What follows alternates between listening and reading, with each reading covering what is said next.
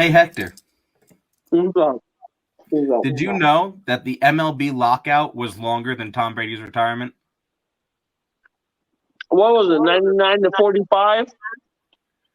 No, I mean like the amount of days that the MLB Yeah, had. what was it, 99 to Oh, 45? I feel you. Yeah, I think it was something stupid like that.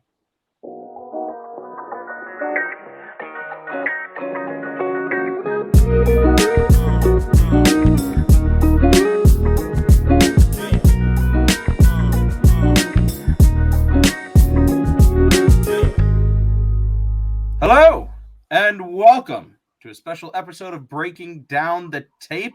This week will be a little bit different, but obviously I am Papa Smurf. I'm Hector, and today we have a special guest. It is a long friend from way beyond when, from the BX itself. Ya tu sabe, my boy. It is Coach Zoe, and he's here to spread some knowledge. What's the word, man? How you guys doing? Thank you for having me on your platform. Blessed to have you on, brother. How you doing today? I'm doing great, man. Another opportunity to be great, to spread knowledge and, to be as positive as possible, man. That's my goal every day. Outstanding, man. Outstanding. So before we get into anything too crazy, we're gonna be talking some baseball today. Coach Zoe, that's what he's into. That's his coaching thing. So we're gonna be talking some baseball. Maybe we'll hit some trivia if we have some time. And before we get into it, man, let everybody know where to find you, the socials. My understanding is you got a podcast too, so let them know where to find you, brother. Absolutely, man. So my coaching page for motivation and baseball is coach_Zoe_25. My podcast can be found on YouTube, Apple Podcasts, and Spotify. It's Conversations with Zoe Podcast. And you guys, if you love to donate to my nonprofit, it's called Slice of Excellence, where we trade report cards for pizza. Man, I love that. Obviously, I'm sure, having grown up with Hector, you know that we love to support that kind of stuff. So yeah. We're definitely going to be on board with that, and we'll be letting everybody we know about it so that we can help. 100%, 100%. A slice of excellence. Yeah, for now on, we'll definitely me and Zach will continuously promote that for people to know, because just like we did for our Super Bowl pool, we had anonymous donations for Wounded Warriors Project, St. Jude, Cancer Society. We're all for trying to promote the help for others in any way possible. Yeah. 100%. 100%. Thank you so much. Yeah. It's definitely, something that it helps incentivize the youth. It helps them feel acknowledged. Pizza is probably, you could say, not the healthiest thing, but it's really just dough, cheese, and tomato sauce. But it's deeper than the pizza, because not every family has money to dish it out like that, and this way kids are seeing their hard work acknowledged. So every household is different. I think some people lack empathy for other people's situations. So $20 for your family may be a lot, it may not be a lot, and for another family it may be a lot. So this way, that's canceled. Parents don't have to worry. Slice of Excellence is taking care of it, and you getting dominoes to your doorstep. That's awesome, man. And look, let me say it. I'm pretty sure I speak for Hector when I say this: is if you got somebody who is bugging you about exactly what you're doing, like, oh, well, pizza's not healthy, you should switch.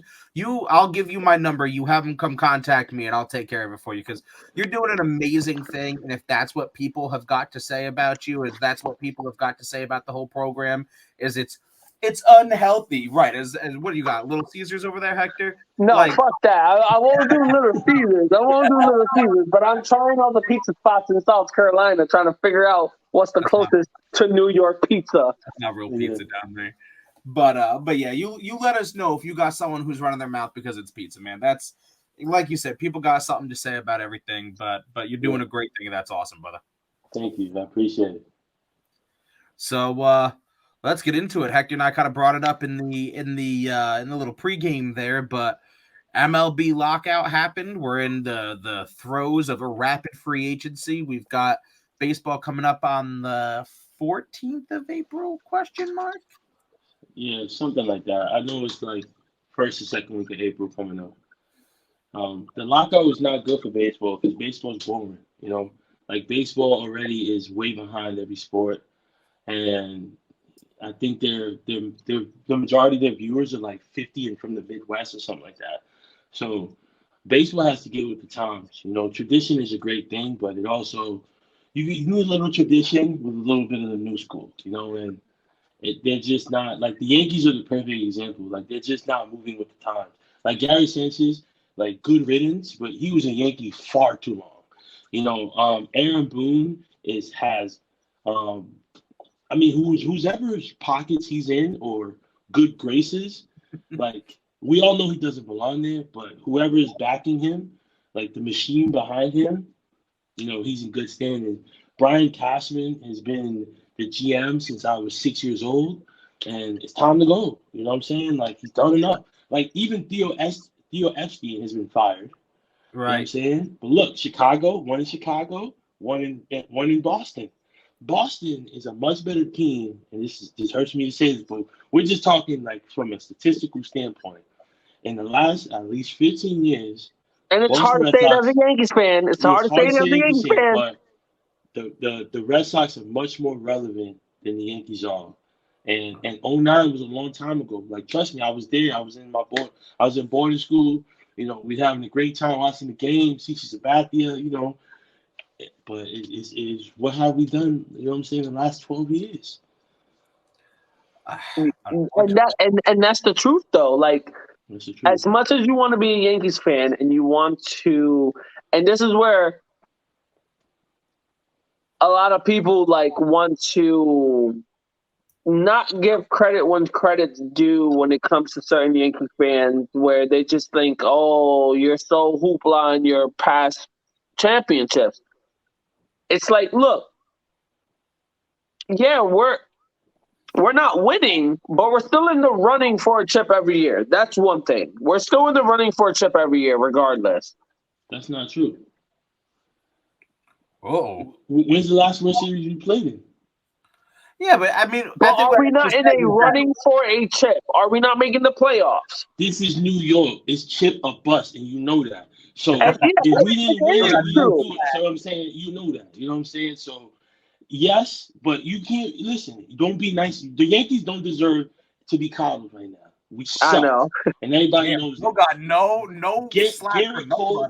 Garrett Cole sucks. Garrett Cole is like a travel ball pitcher. You know what I'm saying? Like, that kid in Legion Ball who's dominant, but then when he goes to travel baseball, he gets shelled. So think about it. The regular season is his time. He's a stat filler. Until I see it in the postseason in New York, I feel you. And it's been a while since I've seen the New York motherfuckers come out here and put it out there. I don't hear that shit, bro. I don't have because it's tough, bro. The Giants suck. You know what I'm saying? I have my alerts. It hurts when you gotta turn your alerts off, bro. You know what I'm saying? Like y'all should do an episode just on turning off your alerts. That shit hurts. You know what I'm saying? I turn on the Knicks alert, the Giants alert.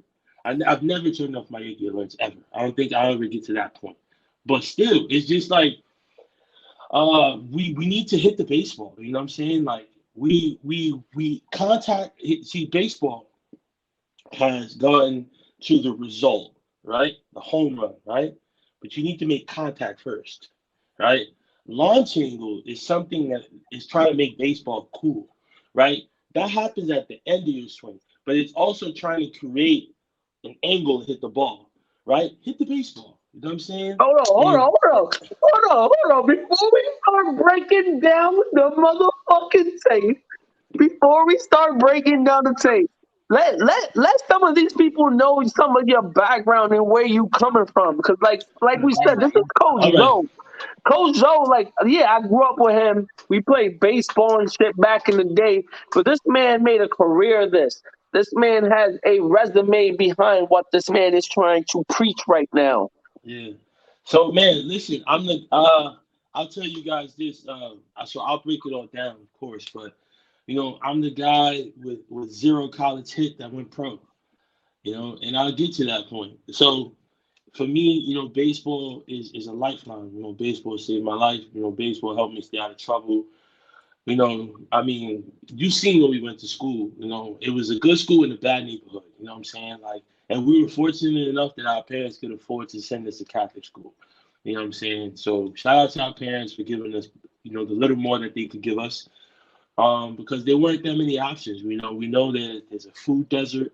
When we grow up, there's bad neighborhoods. There's Brook Ave, where I live in the condominiums, is not bad, but it's surrounded by Cortland Avenue, Forest Projects, Jackson Projects, Maria Lopez, Batanzis, the whole area. If you know the South Bronx, look it up.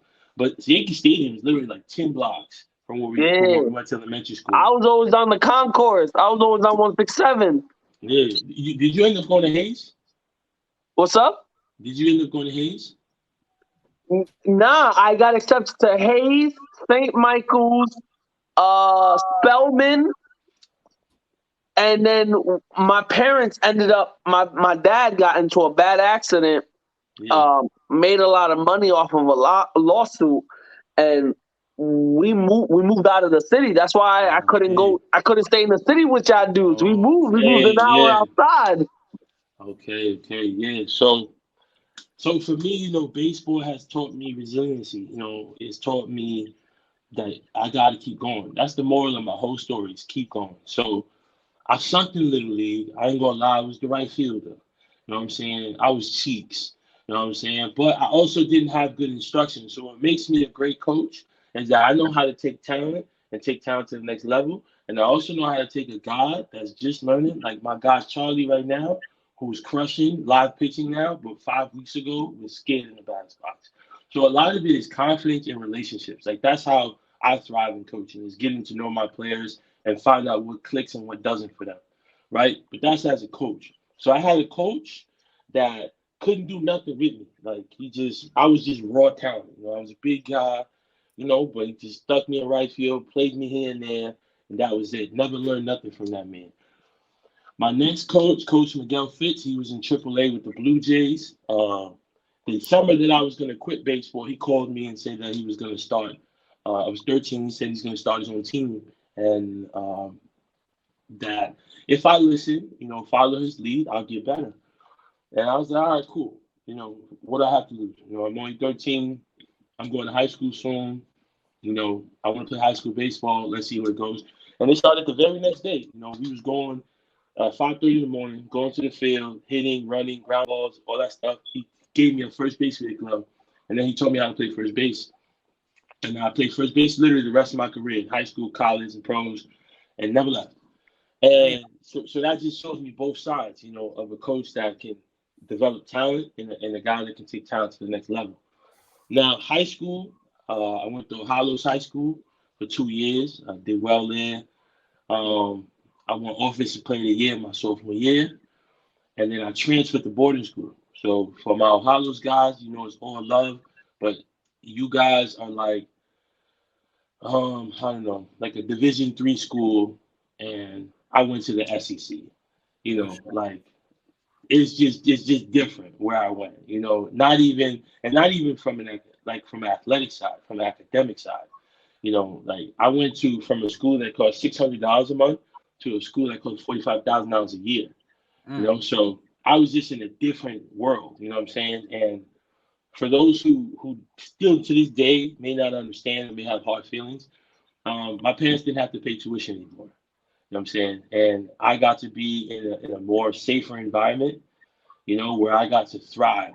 For all the guys who have kids now and you're trying to give them the best, I was able to do that for myself through the game of baseball.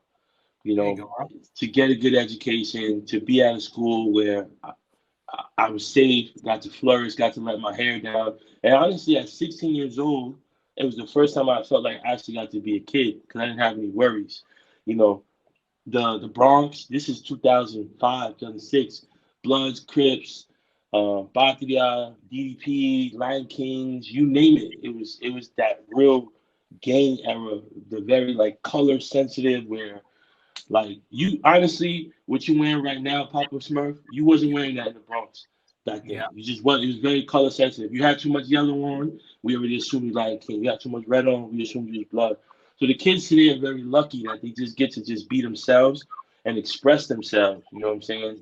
Right. Without being stuck in this color sensitive world. So cool. I'm on top of the world in high school. I was 3-time first team all conference. I was like top 10 players in Connecticut. Good summer ball. And then I made a deal with the devil, it seems like. My college coach was the worst coach and probably the worst person I've ever met in my life. You know what I'm saying? And interestingly enough, he coaches in the Phillies organization. And And that's what I saw too.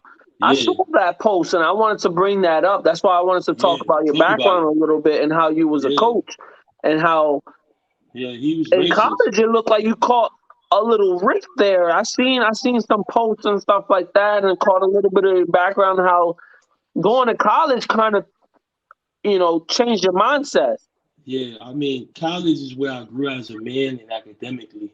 I thrive. But baseball wise, like it was deep too. Like I was better than all those guys. Like I knew that for a fact. Like, and you could just see from the longevity of my career and what I was able to do with 0 college hits. You know what I'm saying? And still got signed, still won a championship in Europe. Hit 400 over 2 years, Silver Slugger both years. Like God, you can't even make up a lot as good. So You know? I gotta know, how does one get signed to anything? Right. So it's funny that you got signed to a professional league with 0 hits, and it's how? Like that doesn't even Listen, seem like that's a thing that's real. the hustle is sold separately, and you have to be relentless. And you gotta listen. You gotta listen to yourself and listen to your dreams. Because when you dream by yourself, when you lay your head at night, you close your eyes, and what you see, that's just God showing you was for you. And I didn't listen to my mother told me to give it up. Everybody, like people were rooting for me when I got signed, and they see all the stats and everything, right? But people weren't rooting for me when I had my second knee surgery and I didn't play that another season. So the thing about college coaches is college coaches, some of them are good people and some of them are the devil because they just building a resume to maybe go to the pros or maybe go to a higher level. And now he's been able to go to the higher level, but if everything got out of who he was and what he's done, he didn't help anybody become a better person. Like, think about it. As a coach, bro, especially as a college coach, I'd be a great college coach. You know why? Because my kids, my guys, you're going to be a good father. You're going to be a good husband. You're going to be a good student. You're going to be whatever you're going to be great at it because you're going to be a reflection of me. Now, you can see with Post University, my former teammates are drug addicts, gambling problems. Some of them are doing actually very well for themselves, but there's no connection there. You know what I'm saying? To the coach currently at Post University, fuck you. He's a dick. Who, if he ever gets to this, it is what it is. But I told You him stand that. by So that? he you know, Yeah. he reached out to me to be a part of the alumni, the baseball alumni base, right? I told him no. Right? I told him no. But I told him in one condition. We could talk. I'll tell you my story. And I'll tell you why I don't just want to tell you no. I want to tell you why I don't want to be a part of this. Right? But maybe I can see a difference in you. And maybe we could start a relationship. You know what I'm saying? Sure. Maybe we could get off on our, you know what I'm saying? Because he went to Post too. You know what I'm saying? Now he's coaching there. And nothing came of it. You know what I'm saying? He wanted to use me as a pawn. All those Black Lives Matter meetings, Zoom meetings, all that bullshit. All of that stuff is to save face, because what's happening now? What are we talking about now? Are we still having meetings? Are you still reaching out to alums? Are you? Or are you not? You know what I'm saying? So all that was fake.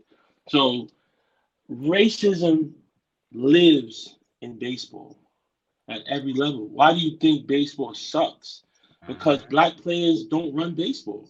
Anything with black players in it thrives. And if you look at some of the home run records, what do you see?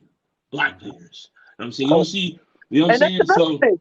That's another thing because they you you get a different let's say right now you get a different sense of racism than I would yes. because right now we're both Boricua, but you're dark skinned and I'm light skinned.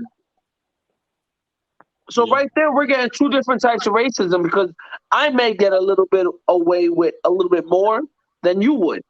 Yeah. But then there's those people that still can see the Boricua in me and still give me that racism to an extent. And it's just No. Yeah. No. Absolutely. It's something that it just. I mean, think about it. Bernie Williams is one of the most beloved Yankees ever, right? You can sell me this whole core four bullshit that they was the only ones, whatever. No, you know what I'm saying? Bernie's the black guy. You know what I'm saying? So Pettit left and he did steroids and came back. You know what I'm saying? And he's still beloved. So what are you talking about? You know what I'm saying? Bernie was the Sammy four hitter. Sosa. But Bernie Sammy was the Sosa now wants to be like the next Michael Jackson and tan himself. yeah, man. That's just self hate. You know what I'm saying? That's some Dominican shit. That's some other like self hate. You know, like he just don't love himself. Whatever he got going on with him is internal. But back to my guy, Bernie. Bernie didn't get a farewell.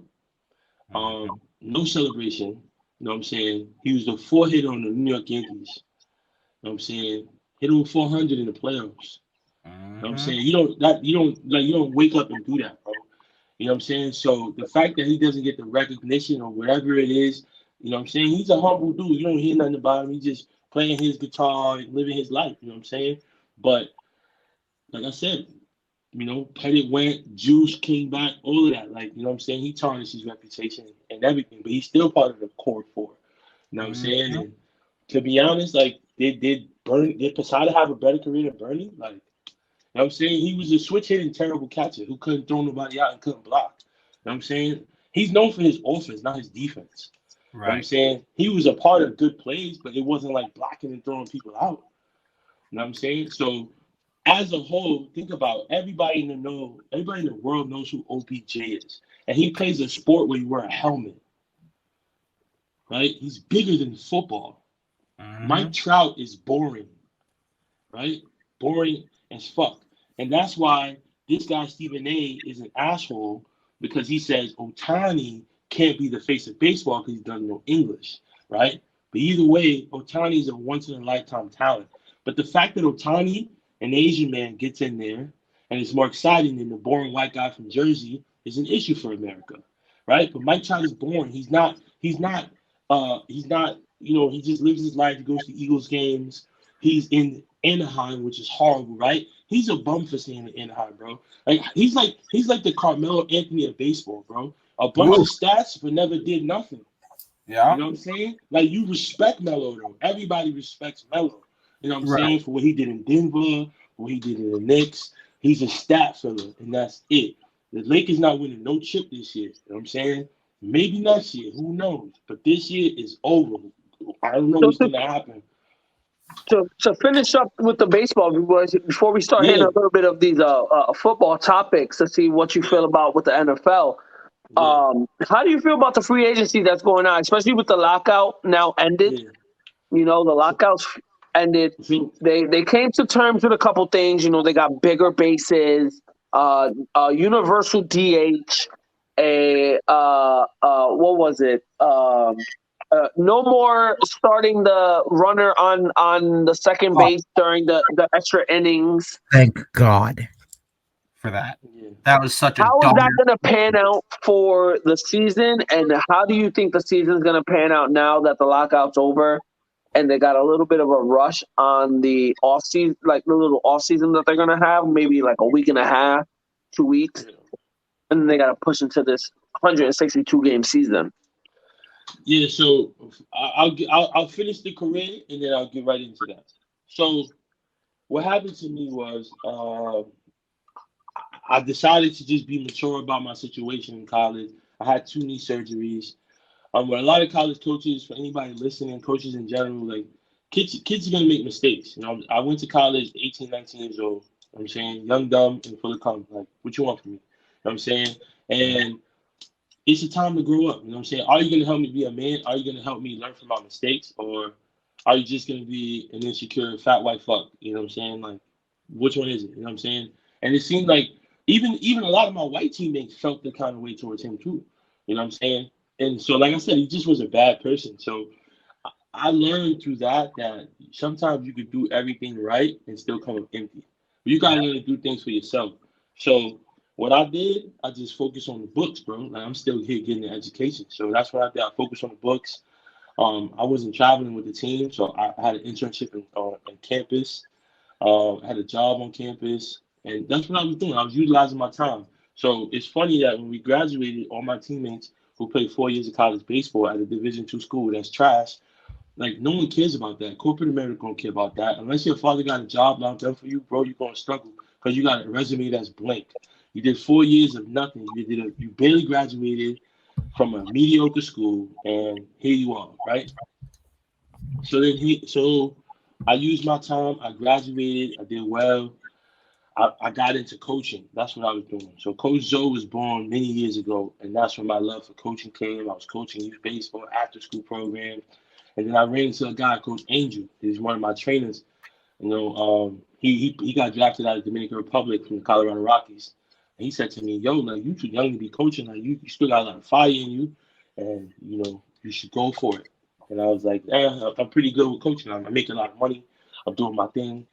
And then my boy Albert Gonzalez, he coaches indie ball as a player catcher, and he told me, "Yo, I play baseball in Spain."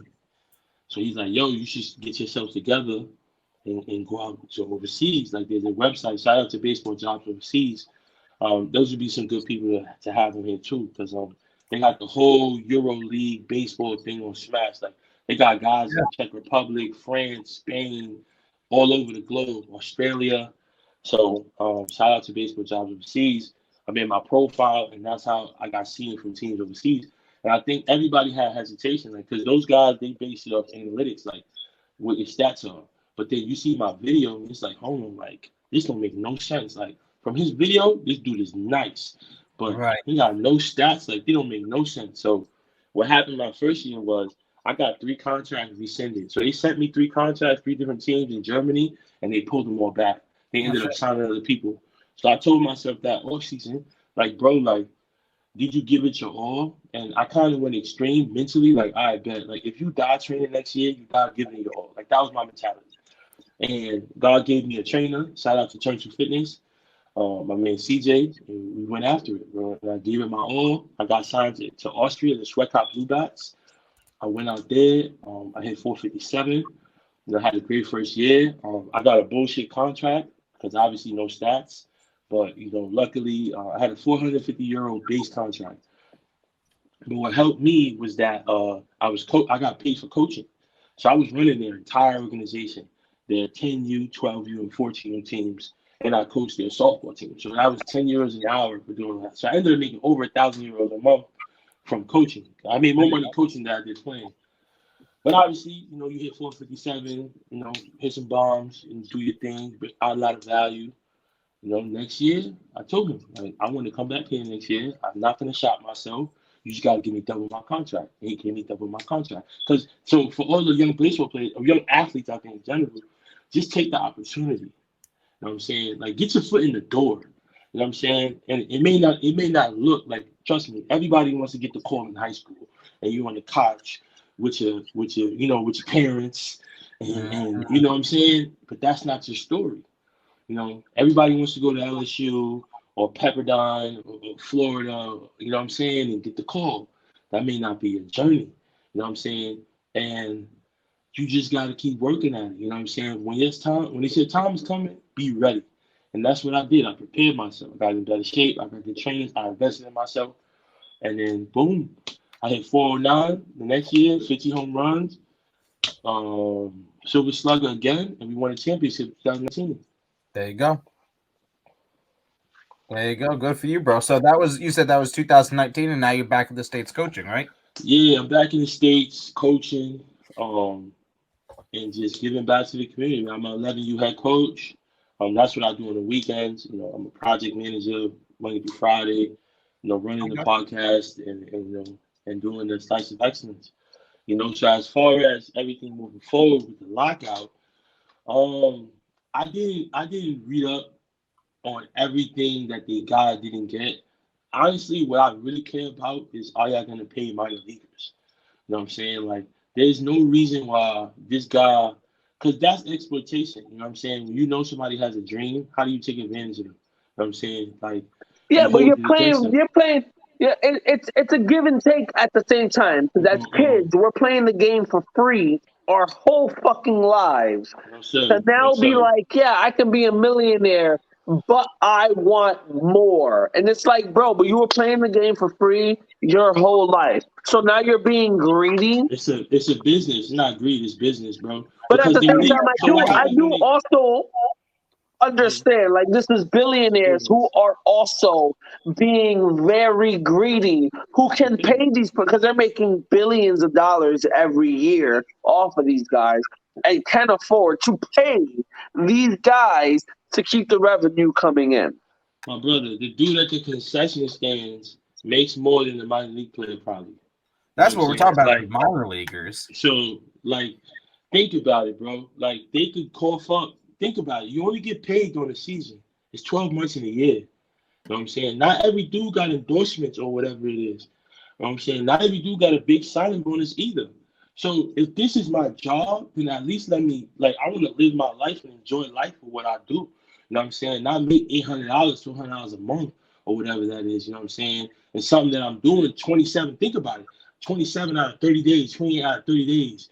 You know what I'm saying? Traveling in shitty conditions, bum ass motels, which they got to pay for motels. Motels ain't even free.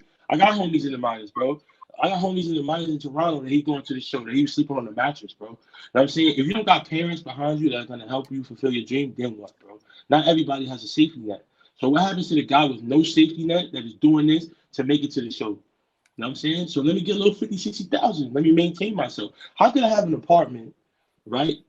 And sustain myself for a year. That's why you see dudes in the league, Uber Eats, Uber drivers, all of that stuff. You know what I'm saying? Like, you can't even train how you want to train because you still got to work. So everybody deserves to sustain themselves as human beings, bro. But that's emotions, and emotions don't fit in business. You know what I'm saying? So, like I said, bro, if you're playing for the Angels of Anaheim, right? You got Mike Trout and Ohtani, right? That's like $600 million between two people, right? Like, bro, they could fund the whole minor league system, just two guys. Now, see, that I agree with. I definitely think minor leaguers should be paid. I definitely think that, like, at the base, like the minimum minor league should be $40,000 to $50,000 a year, and then on a step up from that, it's 60 to 70 just for shits and giggles, and then, you know what I mean. As you go up, as you get closer to minors, I definitely agree with that wholeheartedly.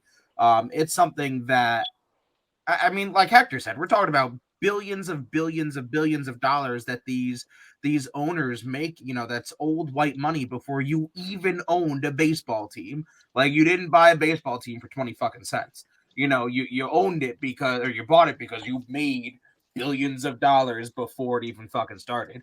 So I definitely think that's something, you know, and it's something that's always kind of bugged me about baseball farm systems in general, is that you're gonna go out and you're gonna, you know, legally recruit guys from the Dominican Republic or countries in the Caribbean or overseas when they're like 14 years old, and then throw them into these minor league systems where you're not paying them and you're not like that's modern day slavery. So then give them their first contract, which is a, 4 year, 30, 40, $50 million contract, and they're making billions off of the player. Well, that's exactly it. That's what I'm saying is that you put these guys through hell for so long, and you know the ones who fly through the farm systems or don't even go through there are the 0.0000001% of freakish, ungodly athletes, you know, that you could never imagine being if you rolled the dice perfectly every time, you know. But there's a lot to that lockout. There's a lot to the negotiations, you know, especially now. Hector and I said I can't wait to see nukes launch. The one thing that I care Yeah, about. I'm just glad for baseball. One, baseball is back, but there's a lot of and ifs when it comes to baseball being back. Like we said, like right now, they're not testing for steroids. So what is going to happen? People are going to start taking steroids again. Then they're going to ban those people from making the Hall of Fame while Rob Manfred makes the Hall of Fame.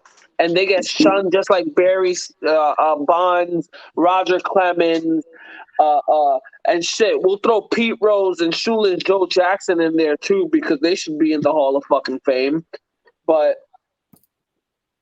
and then baseball will rejuvenate with the amount of money they make off of these bombardments of home runs and fast pitching, and then it's another whole cycle. Yeah, I mean, the steroid ever saved baseball. Everybody knows it. Like Hector said it before. Like St. Louis, Missouri. Like I've never been. Hopefully I get to go someday, but it sucks. Nothing cool there. Exactly. You know what I'm saying? So you had the whole entire country tuned in to St. Louis, Missouri. Then Oakland is cool, but it's not LA. But there's people from California that they bang hard for Oakland. You know what I'm saying? Bay Area and all of that. You had the whole country paying attention to the Bay Area, to Oakland, of all places, right? Places people don't care about, right? Chicago and the curse, you know what I'm saying? That still hasn't been broken.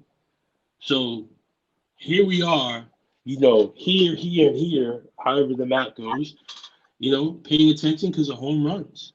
You know what I'm saying? There's a lot of great things going on, in baseball at the time, but what was fascinating, these big 60, 70 home run hitters. You know what I'm saying? And you got to know what's going on, bro. Like, it's like you don't think the police know the drug dealers. You know what I'm saying? You know what's going on.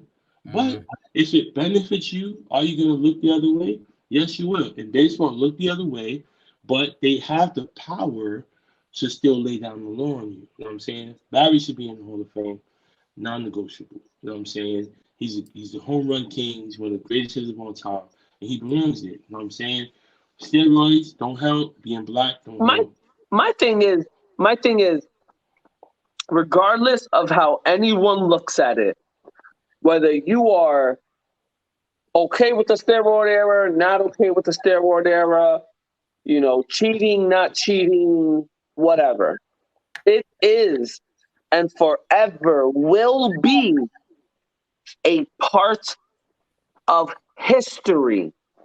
So when you look at the Hall of Fame, and I've said this before on previous episodes, and you go up to the Baseball Hall of Fame, it says for the accomplishments on the field, not what you did to get there, not what you did off the field that got you booted, not nothing.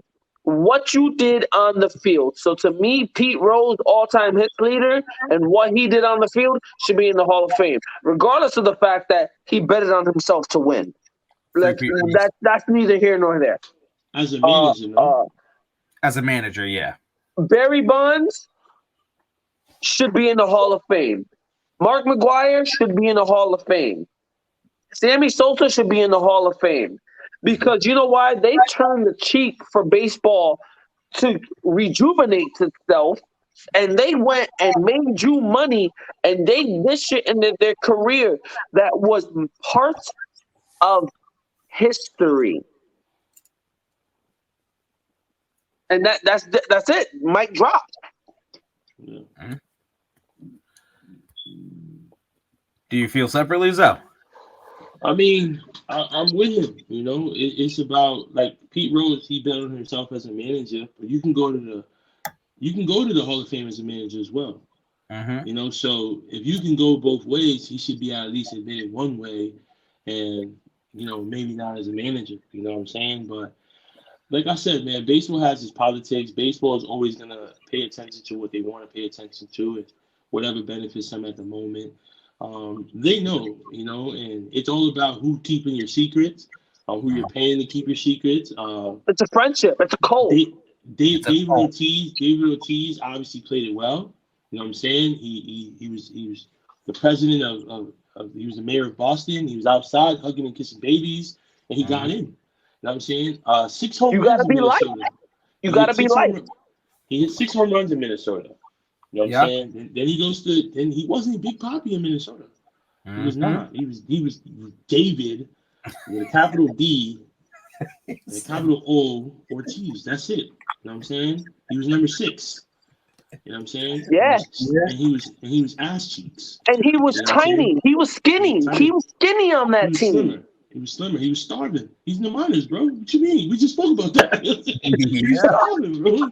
He was starving, man. He wasn't eating good. You know what I'm saying? He eating good in Boston. He's getting money. He's a multi-millionaire. You know what I'm saying? Yeah. So of course, you know that He went comes back with to the DR. territory. They gave him all that good. All of them. You know what I'm No, saying? So that's what it all falls to, bro. Like it's all about, like I said, Aaron Boone, bro. That surprised me. But look, like the Yankees, I don't think I've ever had have they have a minority manager? Like what they like Tony Pena should have been there. I'm saying Carlos Beltran would have saved himself for the situation he got into, and I feel like he was a good fit after he retired. You know what I'm saying to take over. He was well respected. He was a vet. You know, he's a young guy moving with the times. Girardi was cool, but you know, his era came to an end. Boone is based off what, bro? A home run? That's old. Like Boone was a terrible baseball player. You know what I'm saying? Oh Like, yeah, he's just known for the Yankees for that fucking, what was it, the '03 home run? bro, Yankeeography, bro. Like that's what he's known for, bro. Yeah, Like, that's all. Yeah, that's all. Yankee classics, bro. He's on Yankee Michael classics. K blew his career up. Yeah, blew his career up, bro. And that's all it is, bro. Like, think about as a coach, like being out there, like you got to be able to do everything you ask your players to do or have done it. So for me, I can confidently tell you anything I've asked you to do, I've done it at a high level.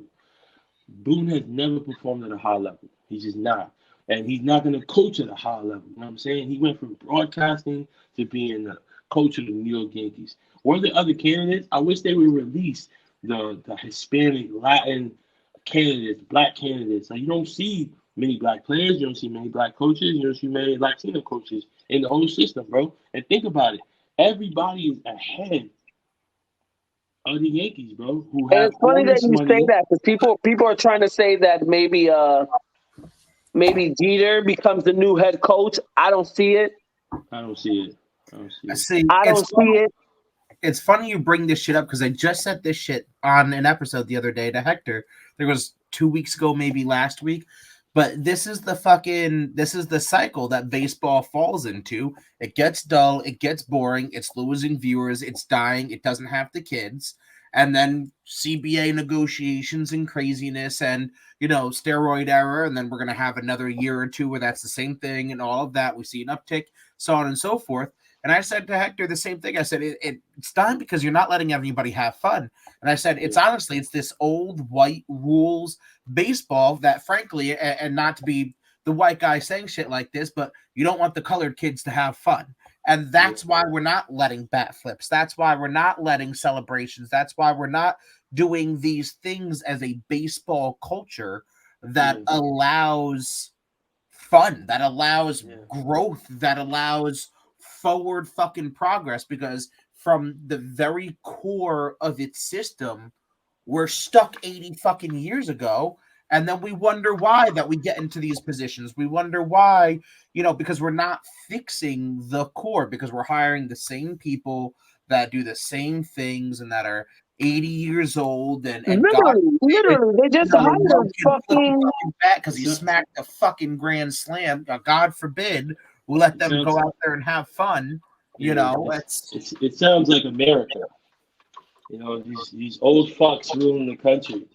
And it's the same thing, bro. It starts from the top. The Knicks with Dolan, just hire white men to make dumb decisions and let them own New York teams. That's what it looks like from every single team across New York. And I just feel it's just something that it's there. You see the Players Alliance. You see a lot of guys. CC Sabathia. What's David Price? Players have facial hair, for God's sakes. Yeah, think about it, bro. That's old. No hair past your neck, I think it is, or your shoulder. Like, it's a bunch of stupidity, bro. And it's white supremacy at its finest. That's one thing. If it's one thing that everyone can agree on is, as much as we all love the Yankees and we are Yankee fans and whatnot, the Yankees is that team in the MLB that is and will forever most be the most racist. Yes. I'm glad you said it. Of course. No, 100%. 100%. I'm sorry. I love my New York Yankees, and we win chips, but we're racist as fuck. Have you ever eaten at And Chick-fil-A? and I won't even say it's not more of racist. It's more just discriminative. Yeah. It's like eating at Because that's more of a broader sense of just racism. They're just discriminative. But you heard the Griffey story. Oh, Why Griffey said hands down, if no one wanted to sign him and the only contract was the Yankees, he would retire. He retired. And that's like Griffey is probably the most beloved baseball players ever. And why lie? You know what I'm saying? Like he wouldn't lie about it, but I forgot. I think it was like Craig Nettles' son or something like that. But his dad told him like, listen, that's how they are. I'm too old and tired to be fighting this fight. Now you're up. And he killed the Yankees every chance he got. But that just goes to show you from the system, to allow that. Like Griffey Sr. was a player on the team. You know what I'm saying? Everybody has their kids on the field pregame, working out, throwing around, whatever. The fact that they singled him out, bro, like that's only one story that we've heard. I'm sure there's hundreds of them that are unheard, untold.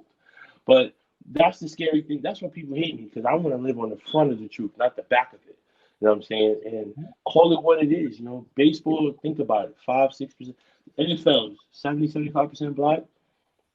NBA, 80-85% black. Like NFL, same thing. Yes, so. I mean, bro, if you make it more appealing, like people are gonna want to play. Like I said, OBJ, LBJ, like these people are bigger than like NFL players wear helmets, and OBJ when you see him, you're excited to see him, bro. You're not excited to see Mike Trout. You're just not, bro. Like it keeps from the humble. That's what they love. They like, and it's funny. My coach in Austria said it one time. Play the game the right way. One of my boy Albert Dominguez, shout out to him. He picked the home run. I'm like, shut up. Like we're both the best players on this team. Like what are you guys talking about?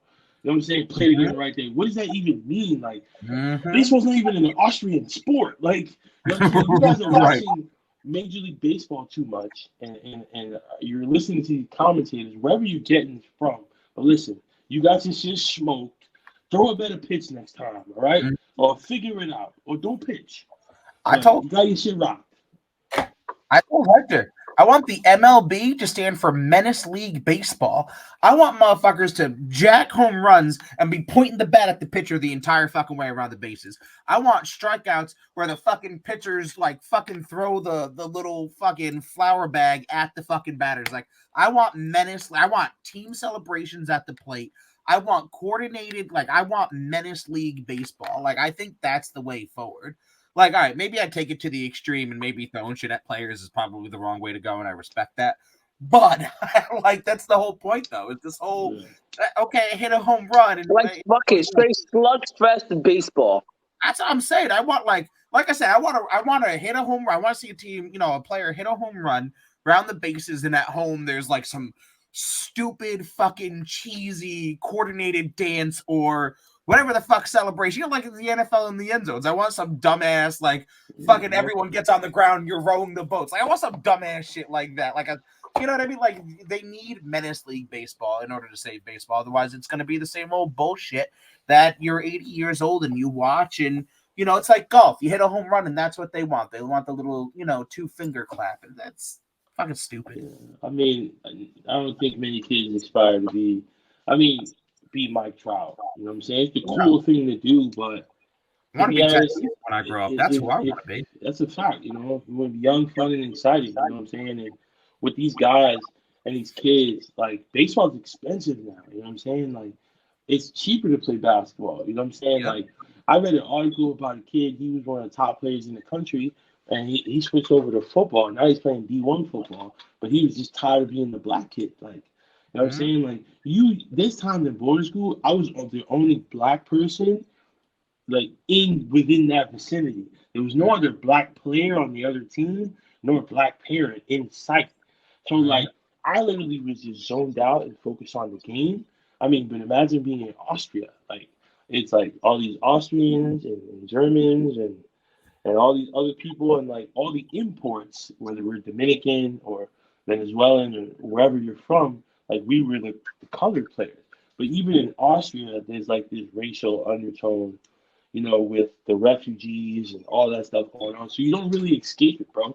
People are still ultra aggressive and assume that you're whatever you are just because of your skin color. So it still happens. And baseball, will it ever change? Who knows? Maybe not in our lifetime, but hopefully we can speak about it and have these conversations and maybe be the change that we want to see. But if kids in the hood, you know what I'm saying? Kids in the hood ain't playing baseball.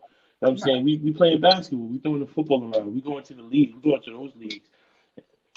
So with the last 10 minutes or so or 15 minutes or so that we got with the episode, we're going to flip it over to some football and talk about some craziness that's been going on in this free agency before the season starts.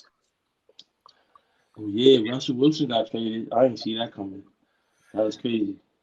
I did and I didn't. I saw him getting traded, but I have to say the Broncos surprised me. I didn't see that. I know Hector was talking about it. I know Chaz was talking about it that we had on a few weeks ago, but I didn't see the Broncos, not from a mile away. What do you guys think about Danny Dimes? He's Chiefs, right? Yeah, you fucking trash. Well, let's talk about the Giants real quick. The Giants have been making some small moves. Obviously, they got Mitch Trubisky, which I really don't know why. Yeah, Saquon's a bum. Saquon's a bum. I agree, man. I called it. Zach, what did I say? I said, you know what? Saquon got all the potential in the world. He got all the potential in the world. But you know what? If he goes out and plays another bum season like he just did, he is a bust now. And now he's a bust. Well, Saquon's a bust. Hector's been on it. He's been saying if he keeps getting hurt, what's the point? You can be athletic, you can run, you can catch, you can be as amazing as you want to be, but if you can't play the game, how good are you? What do you Are there running backs that had a slow start to their career that got better over a period of time? Like, I guess if they go to the right system. Yeah, but I just feel like he's too much of a bouncer. He's too much of a bouncer and an he outside needs to guy. Stop hopping around. Yes. He needs to stop jumping over people and making those risks because his ankles. That's what it is. It's his ankles and his knees. He's doing all this janky shit and twisting around and turning and doing all this flashy. I get it. Once in a while, if you can do the hoopla and the boop and you make someone look stupid for a touchdown, all for it. But to try to do it every single down, not possible. Probably can't handle it. So OBJ finishes out on top, right? So now is he the bad guy that he was painted out to be in New York and Cleveland and I don't think he was panned out to be the bad guy in New York. I think he was panned out to be more of the bad guy in Cleveland. But in New York, he kind of set himself up in New York. Eli was on the way out. He was getting frustrated. New York Giants, being the racist-ass fucking organization that they are, needed to point the blame on someone. So what better else than the fucking disgruntled wide receiver? And then they gave him the money and ousted him. That's what happened in the Giants situation. But I think he ended up being the bad guy in Cleveland. Mm-hmm. So I was outspoken as anti-OBJ, as it's his fault, the reason it didn't work out in the Giants and the Browns. And since I have amended my opinion, I think that he was in a situation of being young, dumb, and full of cum, and in one of the brightest spotlights on planet Earth, which is the center of the known universe, New York City, in New York sports. So I think he fell victim to that early in his career, and it became hard for him to break that until, shockingly enough, he goes to the other center of the universe, LA, and is able to. Do I think that he's as good as everybody says? Absolutely not. I think he's a great wide receiver, but I think like the catch and New York in and of itself made him to be this, oh my God, no one's better than OBJ. Ah, okay, is he in the top of the league? Sure, but is he the next coming of Jerry Rice? No, pump the brakes. So do I think it was his fault that it failed? No, there is a lot going on in New York, and Cleveland is a god awful shit show. Um, but I don't think he's as blameless. You know what I mean? Like I don't think he's completely wiped away of blame, but I will say like 70% of it is for sure, if not like 80. At least from me.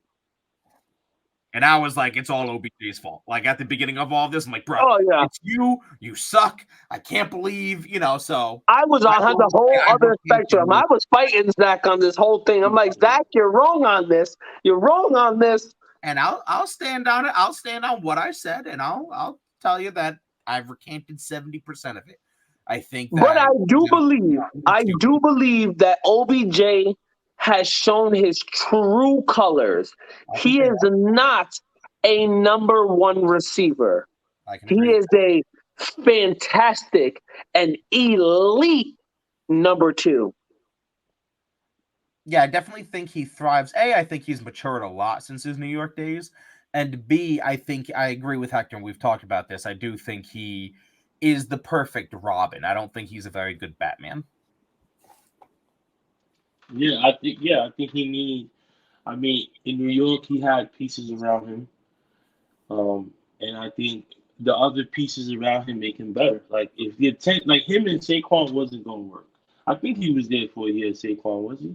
I really wanted that to work, though. I really wanted it to work. Wanted that to work, but nonetheless, man, it's just teams with a lot of money that suck. Like the Knicks is still more expensive to see than any team ever.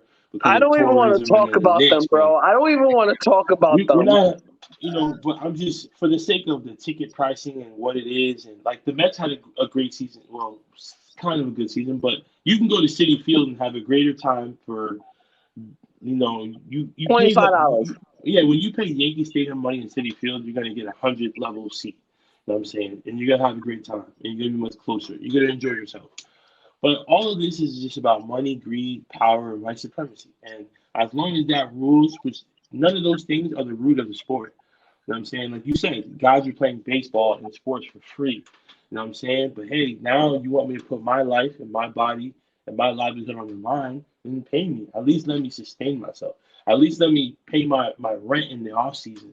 So that way I have a home to go to after the season is over. You know what I'm saying? So we're just talking about, morals and principles and ethics. But ethically, is it the right thing to do? But business-wise, who gives a fuck? Yeah, it's all about the money. It's all about the money. But yeah, honestly, I'm excited to see the AFC West go wild. I don't know if you guys have been tracking all of the moves. I know we kind of brought it up before with Russell Wilson to Denver, but that division's gonna go. If all four teams could make the playoffs, all four of those teams would make the playoffs. Like I feel like the Raiders will implode on themselves, but maybe, I don't know. They're definitely at the bottom of the list, even below the Broncos. But the moves that the Chargers have been making, that defense is gonna be dumb. Do you think Rodgers plays out this contract? So apparently Rodgers signed a 3-year, $150 million contract, which technically equals out to, because it adds in the years that he currently signed. So technically he only signed a 2-year, like $125 million contract, some bullshit like that. So he makes a lot of money in the last 3 years with an opt out after like a year and a half or some shit. Yeah. I say yes, he does, especially since Brady's back. Yeah. Fuck all. Rodgers is not retiring before Brady officially, like for good, retires. Yeah. So yeah, I say he does, especially. So you think this is Brady's last dance? I don't know. He just tried to pull. He just tried to pull a fake Michael Jordan and unretire. People are like, he unretired, bro. You took a vacation for a month and a week. That's all that shit was. You took a vacation. That's not a retirement. You took a vacation for 40 days. Do not tell me, oh, he's Michael Jordan coming back from 2 years to win 3 chips. No, motherfucker. You were just the previously champ who had lost. Your wife yelled at you. You said, I'm going to retire. Then you got tired of your wife nagging after a month and a half, and you were like, fuck that. I'm going back to the field. He saw them gas prices and knew he could not have a job. And I said what I said. Yeah, Tampa took their gas card back. Yo, for sure. I don't know, man. As a Jets fan, I pray to God it's his last year. I'm so tired of Tom Brady, man. He has ruined 90% of my life. He fucked me up. I was so happy. I was so ready for a season with no Tom Brady. Ugh. One more year. If I was an NFL player, I'd be filling gas tanks right now. Like, if I was a millionaire like that, I'd just be at the gas station filling gas tanks. Like, need some gas. You know what I'm saying? Do a gas drive or something. Yeah, he's too busy trying to come back and play. Shit. Gentlemen, I don't have much more to talk about. Hector, how about yourself? All right. So, Zoe, before we let you go, brother, let them know again where to find you, all the things, Slice of Success or Slice of Excellence. I apologize. Let them know where to find everyone, where you can donate and stuff, man. So listen, you can donate on our website, sliceofexcellence.org. Any donation over $150 gets you a Nike Dry Fit Slice of Excellence shirt. Nice. Follow us on Instagram at Slice of Excellence. We're doing great work. We're doing financial literacy as well. Where I'm going to different schools and different centers and talking financial literacy. So I'm using that platform to spread, financial awareness. Really quick, what is pizza made of? Dough, tomato, cheese. All right, just stick on dough, right? And what do you call money? Dough. So that's the Talking Dough series right there. So, we order pizza and we talk money, So that's my way of getting into the community and ensuring that people are being financially educated. Coach _Zoe_25 is where you can catch my baseball and motivation. And make sure you subscribe to the podcast on YouTube, Conversations with Zoe. Love it, man. I love it. I appreciate you coming on, brother. We'll definitely continue talking and have you on again in the future. But as far as us, I mean, everyone, if you don't know where the fuck to find us, then why are you even listening? Like, just Google Breaking Down the Tape. Like, come on, man. Hector, I'll let you do your thing. Follow my man, Coach Zoe. Good time to have you on here. It's been a long time coming. Great to see you from shit. You doing your thing from back in the day, man. It's great to see guys that I grown up with still doing their thing. Stay tuned for next week. Stay tuned for tomorrow, live, breaking down the tape with a bunch of our new members. James from Pound for Pound. We got a new member. It's just Chad doing our wrestling episode. And also, we got Braden, No Bull Sports. Braden, No Bull Sports will be hosting tomorrow's episode. Stay tuned. Get on YouTube, Twitch. It's going to be everywhere. It's going down, motherfuckers.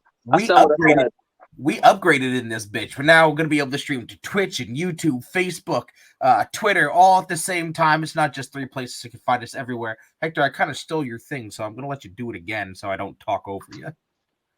We said what we said.